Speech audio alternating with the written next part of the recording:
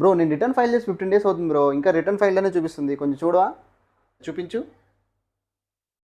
ఈ వెరిఫికేషన్ చేసావా? ఈ వెరిఫికేషనా అంటే ఏంటి బ్రో? నువ్వు రిటర్న్ ఫైల్ చేసిన తర్వాత ఈ వెరిఫికేషన్ చేయకపోతే అది జస్ట్ రిటర్న్ ఫైల్ అని మాత్రమే చూపిస్తుంది. నువ్వు ఈ వెరిఫికేషన్ చేస్తే నెక్స్ట్ స్టెప్కి వెళ్తుంది. ఈ వెరిఫికేషన్ నేను చేయలేదే, మరి ఎలాగ ఇప్పుడు? ఓకే, ఈ వెరిఫికేషన్ ఎలా చేసుకోవాలో చెప్తాను.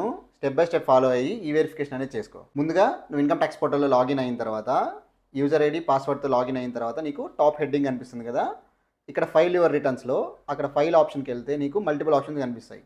ఇందులో ఈ వెరిఫై నుంచి చూసావా?